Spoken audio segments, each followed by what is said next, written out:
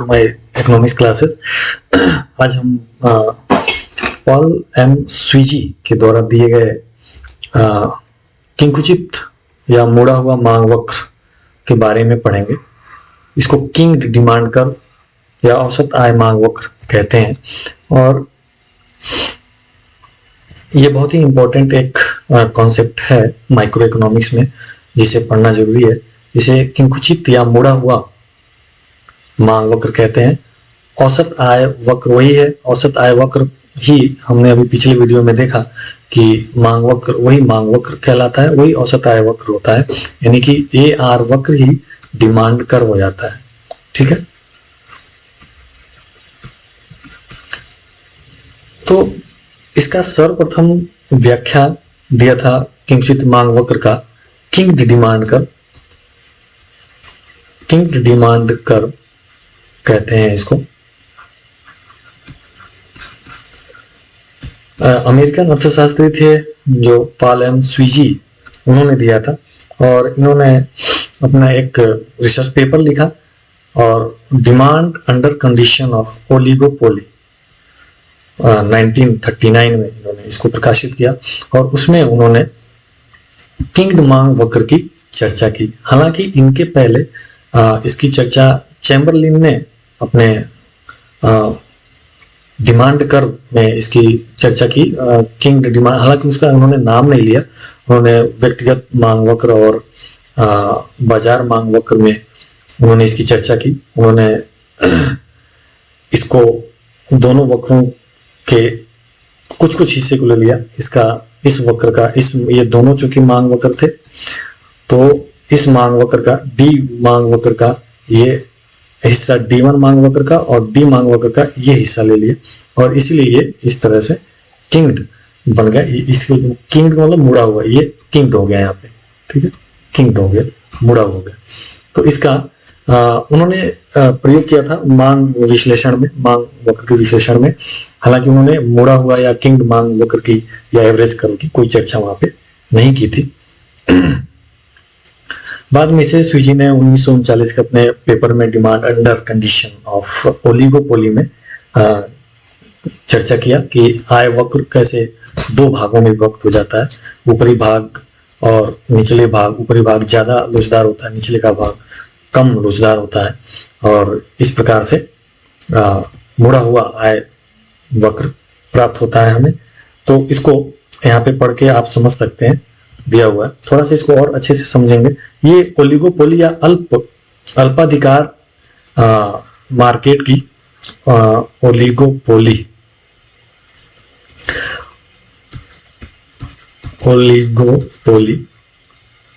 कहते हैं इसको। एक मार्केट की एक विशेष दशा है जिसको अल्पाधिकार या ओलिगोपोली कहते हैं। ठीक है, ओलिगोपोली, अल्पाधिकार का मतलब, अल्प का मतलब थोड़ा, अधिकारी का मतलब मालिकाना रखना।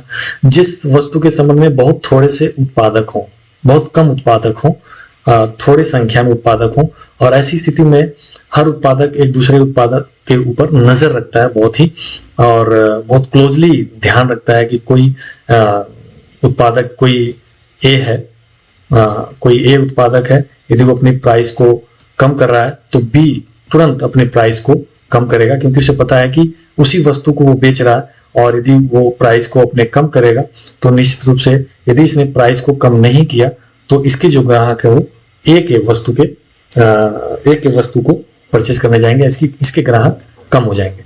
तो इसलिए इसको फॉलो करता है। लेकिन ऐसी स्थिति में यदि ए प्राइस को बढ़ाता है तो उसको बी फॉलो नहीं करता है।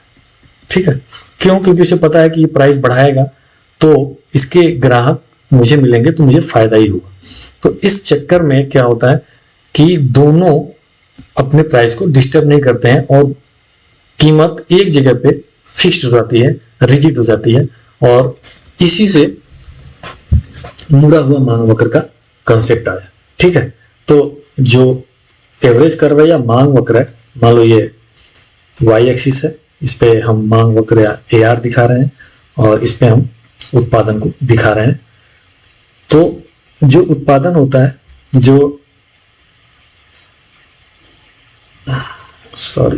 मिनट, जो वक्र होता है वो इस तरह का होगा। एक मिनट,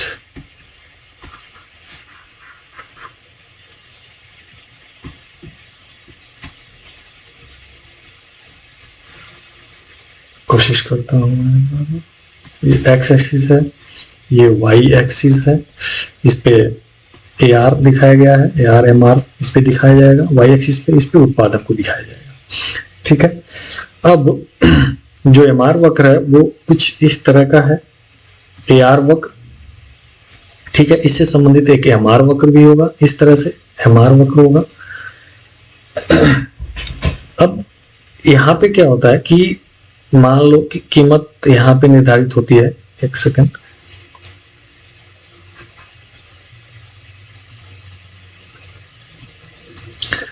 कीमत यहाँ पे यदि निर्धारित होती है, उत्पादन वो क्यू है और ये कीमत निर्धारित होती है ओपी।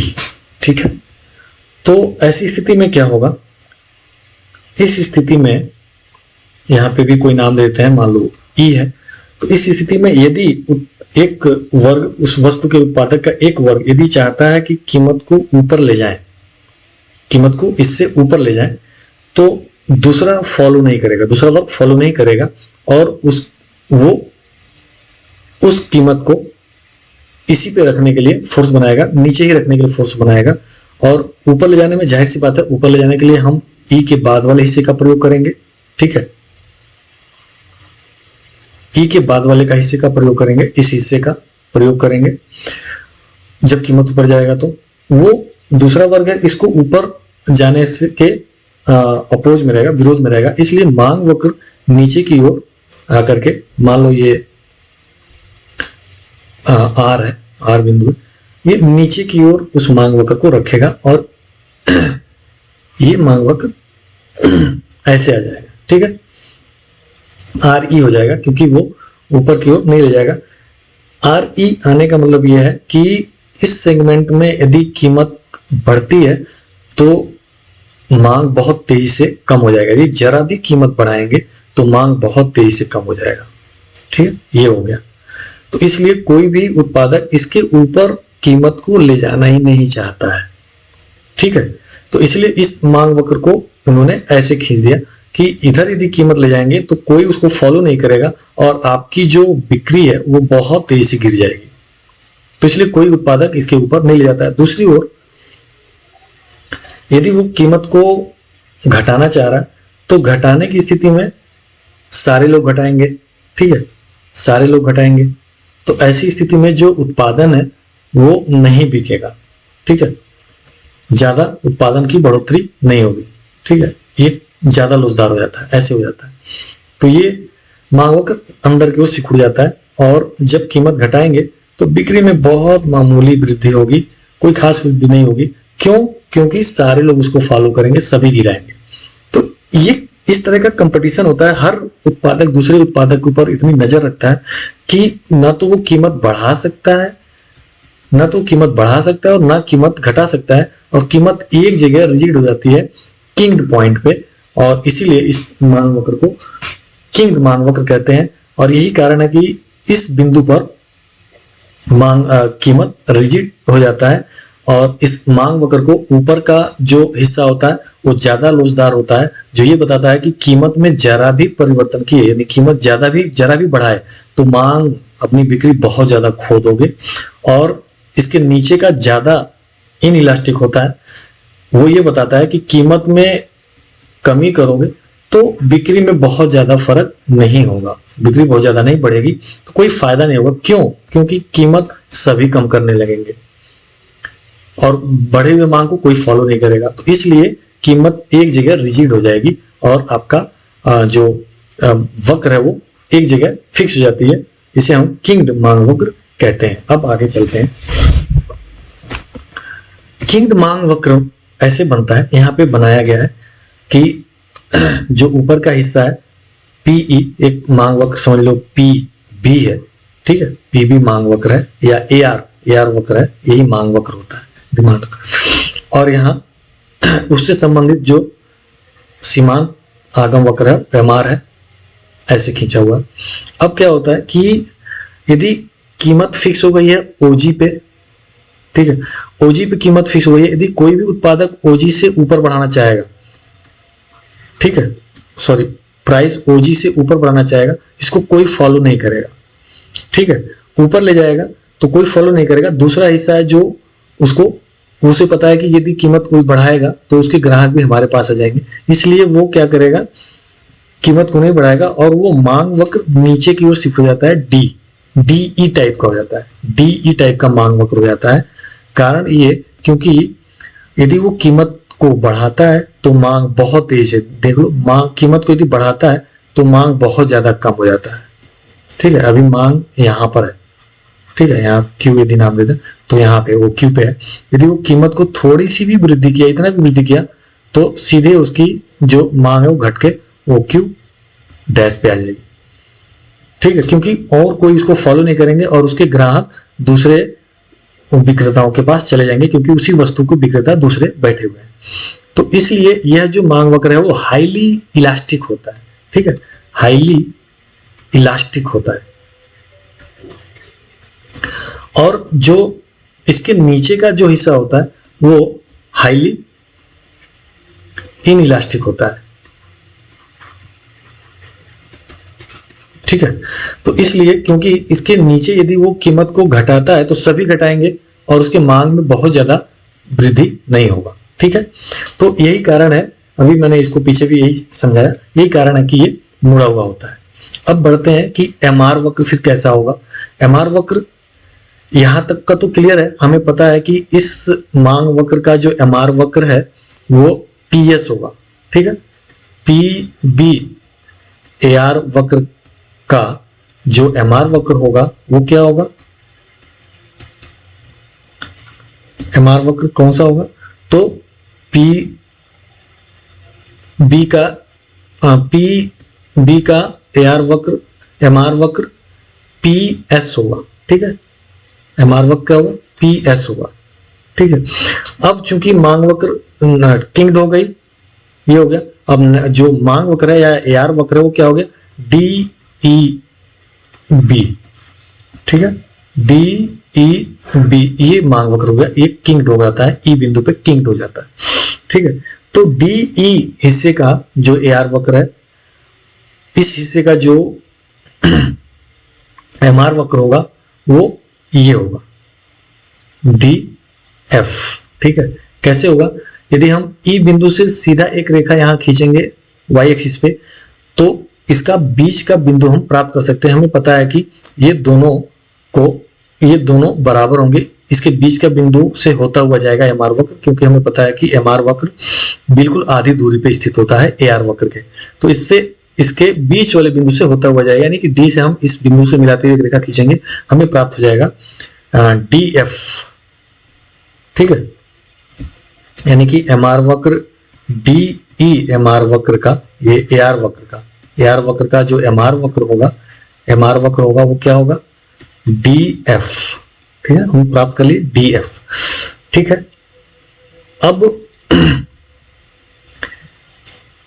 एक और एआर वक्र, यहां से दूसरा एआर वक्र हो जा रहा है ई बी, ठीक है। तो ई बी एआर वक्र का एमआर वक्र कैसे निकालेंगे, इसको निकालने के लिए हम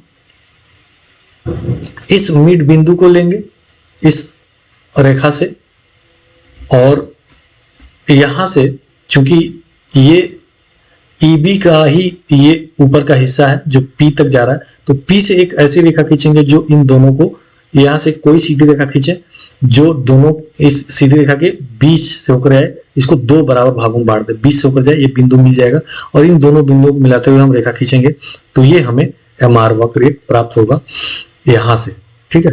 N1 यहां से मिल जाएगा, यानी कि इसका जो एमआर वक्र होगा वो क्या होगा, N1, यहां से ये एमआर वक्र हो जाएगा, किसके लिए, EBAR वक्र के लिए, ठीक है। अब इसके कारण इस एमआर वक्र में एक बीच में गैप आ जाता है, खाई उत्पन्न हो जाता है, एमआर वक्र में गैप हो जाता है। ठीक है, ये गैप उत्पन्न होता है किंग्ड मांग वक्र की वजह से गैप उत्पन्न होता है। ये बताता है कि ये यहाँ पे मार्जिनल कॉस्ट होगा, यहाँ पे भी मार्जिनल कॉस्ट हो सकता है किसी वक्र का, किसी फर्म का यहाँ मार्जिनल कॉस्ट कर्व हो सकता है। ठीक है, तो ये मार्जिनल कॉस्ट कर्व यहाँ से लेकर एफ से एन के बीच में मार्जिनल कॉस्ट कर्व यदि वेरी करते हैं, ऊपर उठते हैं, तो यानी ऊपर उठने का मतलब उसका कॉस्ट बढ़ रहा है, तो वो कीमत में परिवर्तन नहीं करेगा, क्योंकि उसे पता है कि वो अपने ग्राहक खो देगा कीमत बढ़ाते ही। लेकिन यदि मार्जिनल कॉस्ट कर्व ज्यादा ऊपर उठ जाता है, ठीक है, मार्जिनल कॉस्ट कर्व ऊपर उठ के यहाँ आ गया, तब उसका जो इक्विलिब्रियम होगा यहाँ हो जाएगा और वो अपनी कीमत को बढ़ा देगा, क्योंकि उसकी लागत इतनी बढ़ गई है कि अब उस कीमत को, तो वो उस घाटे को झेल नहीं सकता है। तो ये गैप ये बताता है, एफ और एन का गैप ये बताता है कि इस गैप में यदि सीमांत लागत वक्र ऊपर नीचे होता है तो उत्पादक अपने कीमत को डिस्टर्ब नहीं करेगा, ऊपर नीचे नहीं बढ़ाएगा। लेकिन यदि सीमांत लागत इतनी बढ़ जाए कि वो उसके हानि की स्थिति में आ जाए, तब वो ऐसी स्थिति में अपने कीमत को बढ़ा सकता है। और यही स्थिति यहाँ पे दिखाई गई है कि सीमांत लागत जब तक एमसी है तब तक, जब तक ये एफ से होता हुआ जाएगा, MC1 है तब तक भी वो नहीं बढ़ाएगा, कीमत वही रखेगा। लेकिन यदि वो उसकी सीमांत लागत वक्र MC2 हो गया, तो हम जानते हैं कि MR वक्र ये है,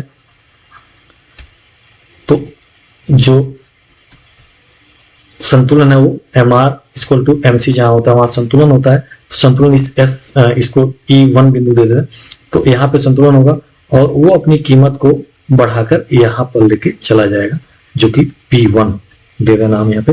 तो OG से बढ़ाकर वो OP तक ले जाएगा अपनी कीमत को। क्यों? क्योंकि उसकी सीमांत लागत अब इतनी बढ़ गई है कि वो अपने नुकसान को अब झेल नहीं सकता है। इसको समझने के लिए आप इसको ध्यान से वीडियो पॉज करके पढ़ सकते हैं और समझ सकते हैं। यही स्वीजी का किंग मांग वक्र है।